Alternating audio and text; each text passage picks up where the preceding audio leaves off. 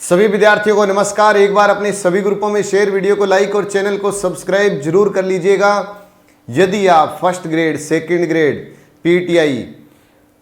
PTI उसके अलावा Rajasthan police computer अनुदेशक या रीट लेवल 1 की तैयारी करना चाहते हैं तो 30 नवंबर से संकल्प में नए बैच शुरू होने जा रहे हैं। तो ज़्यादा जानकारी के लिए 98 750 75 725 पर आप जरूर अपना नाम नोट करवा दें। रजिस्ट्रेशन आप पहले करवा लें ताकि आपकी सीट पहले से ही फिक्स हो। तो एक क्वेश्चन जो रोजाना अपनी चल ही रहा है, एक के साथ 10 क्वेश्चनों का सिलसिला। तो आज का ये क्वेश्चन है कि हाल ही में ग्रीन एग्रीकल्चर प्रोजेक्ट को मंजूरी मिली है। इस प्रोजेक्ट का संबंध किससे है? बहुत शानदार क्वेश्चन है। ग्रीन एग्रीकल्चर प्रोजेक्ट को मंजूरी मिली है, इसका संबंध किससे है? राष्ट्रीय मरु उद्यान से, बंद बरेठा अभ्यारण्य से, चलायमान कृषि से या अरावली पर्वतमाला से? जल्दी जल्दी इस क्वेश्चन का सही आंसर दीजिए। देख रहा हूं सबसे पहले आंसर कौन दे रहा है, जल्दी जल्दी इसका आंसर दीजिएगा। बहुत शानदार क्वेश्चन है।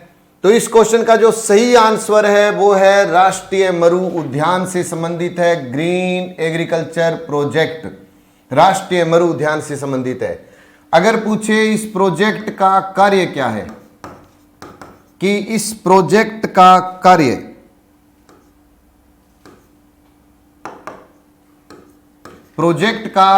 कार्य अगर आपसे पूछे तो जैव विविधता, अच्छा प्रश्न है, आएगा एग्जाम के अंदर। जैव विविधता व वन परिदृश्य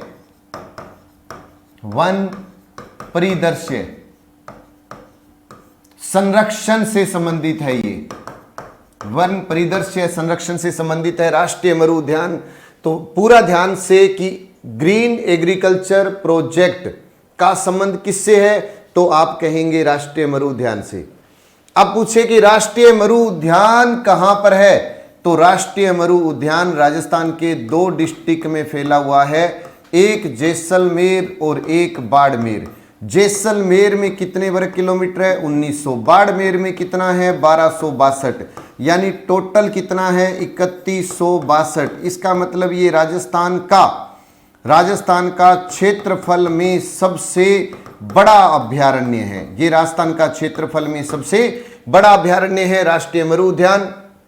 इस प्रोजेक्ट का कार्य है जैव विविधता व वन परिदृश्य संरक्षण से संबंधित ग्रीन एग्रीकल्चर प्रोजेक्ट है।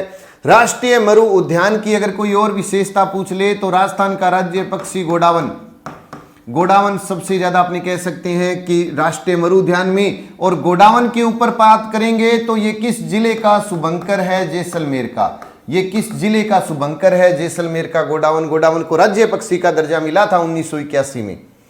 अब मैंने नाम लिखा बंद बरेठा, इसका क्या संबंध है? वैसे तो बंद बरेठा एक अभ्यारण्य है और बंद बरेठा अभ्यारण्य कहां पर है? भरतपुर में। लेकिन आपको यह पता होगा कि यहां पर जो बंद बरेठा क्षेत्र है, यहां पर पहले गुलाबी पत्थर का खनन होता था। फिर सरकार ने क्या किया? इसके ऊपर रोक लगा दी। और वर्तमान में क्या किया है कि जो गुलाबी पत्थर है, वर्तमान में सरकार ने गुलाबी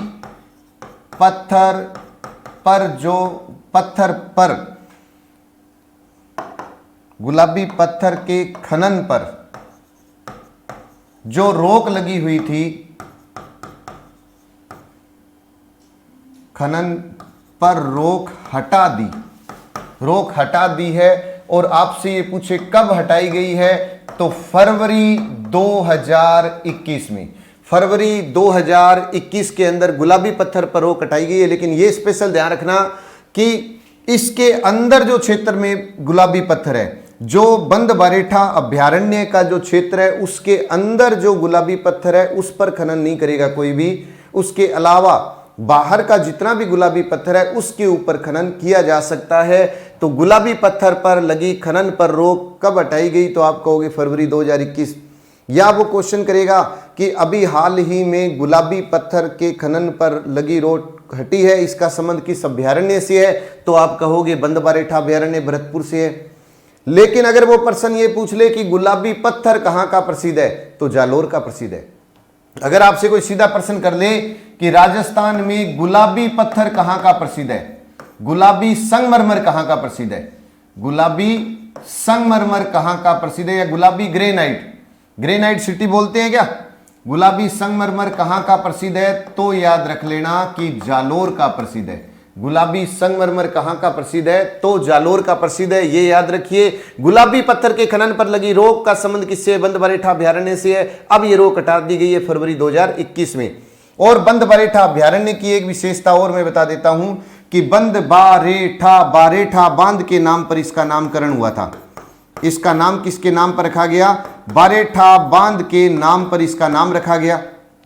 किस लिए ये प्रसिद्ध है, जरखों के लिए प्रसिद्ध है। किस लिए प्रसिद्ध है, ये जरखों के लिए प्रसिद्ध है, जरखों के लिए प्रसिद्ध है बंद-बरेठा अभ्यारण्य, ये भी याद रखिए। चलायमान कृषि, चलायमान दो प्रकार की, एक तरफ से हम ये कह सकते हैं कि चलायमान का मतलब है वैसे तो स्थानांतरित कृषि, क्या बोलेंगे इसको, स्थानांतरित कृषि।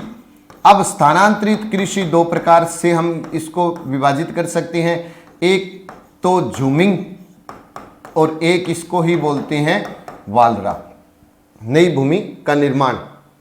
तो चलायमान कृषि का संबंध कल को सीधा आ जाए तो आप कह दोगे स्थानांतरित कृषि। स्थानांतरित कृषि में झूमिंग कृषि भी कह सकते हो, वालरा कृषि भी कह सकते हो। और झूमिंग और वालरा कृषि का संबंध किससे है, तो आदिवासियों से है, आदिवासी क्षेत्र से है। आदिवासी क्षेत्र में झूमिंग कृषि भी की जाती है और वालरा कृषि भी की जाती है। फिर उसके बाद में एक क्वेश्चन है अरावली पर्वतमाला। आपसे सीधा कोई ये पूछ ले कि अरावली पर्वतमाला तो विश्व की सबसे प्राचीनतम पर्वतमाला है, सही है या गलत है, बिल्कुल सही है। अरावली पर्वतमाला विश्व की सबसे प्राचीनतम पर्वतमाला है, विश्व की सबसे प्राचीनतम पर्वतमाला अरावली पर्वतमाला विश्व की प्राचीनतम पर्वतमाला। इसकी कुल लंबाई कितनी है, 692 किलोमीटर है। इसकी अगर पूछे कुल लंबाई कितनी है तो 692 किलोमीटर है। फिर आपसे पूछे ये बता दो राजस्थान में इसकी लंबाई कितनी है, तो 550 किलोमीटर है, 550 किलोमीटर है। या आपसे पूछ ले राजस्थान में अरावली का हिस्सा कितना है, तो 80% है। अरावली का हिस्सा कितना है, 80% है। अरावली पर्वतमाला को बूंदी में आड़ा हुल्ला कहते हैं, बूंदी में इसे आड़ा हुल्ला कहते हैं, आड़ा हुल्ला कहते हैं, बूंदी में आड़ा हुल्ला कहते हैं। उदयपुर में अदावता कहते हैं, उदयपुर में अरावली को अदावता अड़ावटा कहते हैं, अदावता अड़ावटा कहते हैं। और सिरोही में आबू गुलाब कहते हैं, अरावली को सिरोही में आबू गुलाब के नाम से भी जाना जाता है, सिरोही में इसे आबू गुलाब कहते हैं। अरावली पर्वतमाला गोंडवाना लैंड का एक भाग है। अरावली विश्व की प्राचीनतम पर्वतमाला है। अरावली प्राचीनतम वलित वर्तमान में अवशिष्ट पर्वतमाला है। अरावली की तुलना अमेरिका की अपलेशियन पर्वतमाला से की जाती है। बहुत सारे क्वेश्चन है इससे जुड़े हुए। अपना मेन क्वेश्चन था ग्रीन एग्रीकल्चर प्रोजेक्ट को मंजूरी मिली है, इसका संबंध किससे है, तो आप ये कहेंगे इसका संबंध तो राष्ट्रीय मरु उद्यान से है। और इस प्रोजेक्ट का कार्य है जैव विविधता व वन परिदृश्य के संरक्षण से संबंधित इसका मेन काम रहेगा। और बंद-बरेठा की बात करेंगे तो गुलाबी पत्थर पर पहले रोक लगी हुई थी, अब गुलाबी पत्थर के खनन पर रोक हटा दी गई, लेकिन बंद-बरेठा अभ्यारण्य के अंदर जितना क्षेत्र आएगा वहां पर आप खनन नहीं कर सकते, उसके अलावा कर सकते हो चलायमान कृषि यानी स्थानांतरित कृषि, जिसे झूमिंग भी कहेंगे, वालरा भी कहेंगे, और इसका संबंध है आदिवासी क्षेत्रों से। फिर उसके बाद अरावली पर्वतमाला तो विश्व की प्राचीनतम पर्वतमाला जिसकी कुल लंबाई 692, राजस्थान में लंबाई 550, राजस्थान में हिस्सा 80 किलोमीटर, 80%, राजस्थान में हिस्सा पूछे तो इसका 80% है। अरावली को बूंदी में आड़ा हुल्ला कहते हैं, उदयपुर में अदावता कहते हैं, अड़ावटा भी कहते हैं, विष्णु पुराण में परिपत्र भी कहते हैं, और सिरोही में आबू गुलाब भी कहते हैं। अगर पूछे गुलाबी पत्थर का संबंध, संगमरमर का संबंध, गुलाबी संगमरमर पूछेगा तो जालोर है। और अगर पूछे गुलाबी पत्थर खनन वाली बात आ जाए तो बंद-बरेठा अभ्यारण्य भरतपुर है।